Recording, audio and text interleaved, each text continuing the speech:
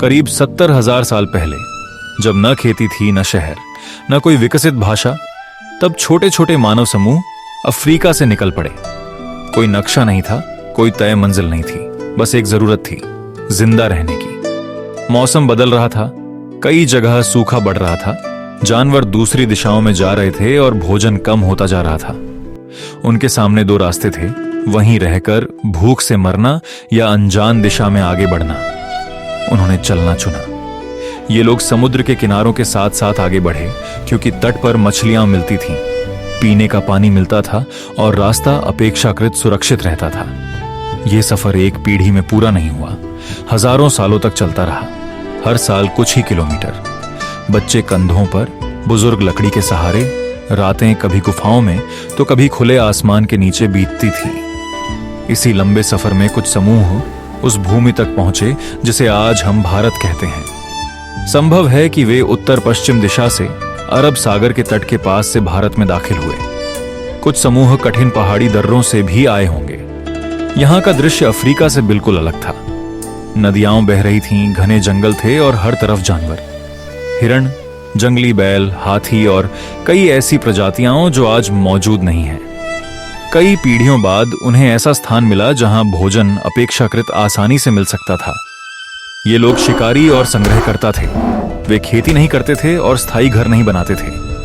छोटे समूहों में रहते और लगातार जगह बदलते, फल, जड़ें, कंद इकट्ठा करते और नुकीले पत्थरों व लकड़ी के भालों से शिकार करते। धीरे धीरे उन्होंने सीख लिया कि कौन सा पौधा सुरक्षित है, कौन सा जानवर खतरनाक है और सूखे में पानी कहां मिलेगा। भारत कई समूहों के लिए ठहराव नहीं, घर बन गया। लेकिन यह जमीन आसान नहीं थी। मानसून की तेज बारिश, घने जंगल और रात का डर हमेशा साथ रहता था। अंधेरे में अनजान जानवरों की आवाजें सुनाई देती थीं। शुरुआत में न पक्का आश्रय था, न सुरक्षित साधन। आग बनाना सीखना एक बड़ी उपलब्धि थी। आग से जानवर दूर रहते, गर्मी मिलती और मांस पकाकर खाना सुरक्षित हो जाता। उन्होंने पत्थरों से बेहतर औजार बनाए, काटने के लिए धारदार किनारे, खाल साफ करने के लिए खुरचनी और आग में सख्त किए हुए भाले। ये सब एक दिन में नहीं बना। पीढ़ियों ने सीख कर आगे बढ़ाया।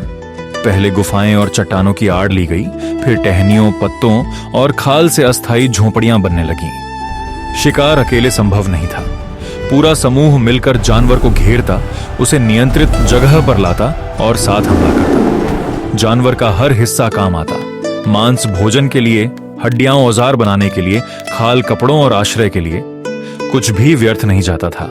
महिलाएं और बच्चे फल, बीज और जड़ें इकट्ठा करते।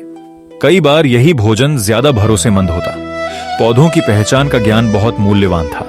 यह ज्ञान इशारों और ध्वनियों के माध्यम से आगे बढ़ा और धीरे धीरे संवाद के शुरुआती रूप विकसित हुए। समय के साथ कुछ जगहें ऐसी बन गईं जहां ये समूह बार बार लौट कर आते। नदी किनारे गुफाएं और चट्टानों की शरण उनके लिए सुरक्षित स्थान बन गए। इसका एक बड़ा प्रमाण है भिमबेटका रॉक शेल्टर्स, जहां हजारों साल पुराने चित्र मिलते हैं। इन चित्रों में जानवर, शिकार के दृश्य और दैनिक जीवन दिखाई देता है। यह दिखाता है कि इंसान केवल जीवित नहीं था, वह सोच रहा था, देख रहा था और अपने अनुभव दर्ज कर रहा था। हजारों सालों में अलग अलग दिशाओं से और मानव समूह भारत आए। कुछ मध्य एशिया से, कुछ दक्षिण पूर्व एशिया से। ये लोग मिले, साथ रहे और ज्ञान साझा किया।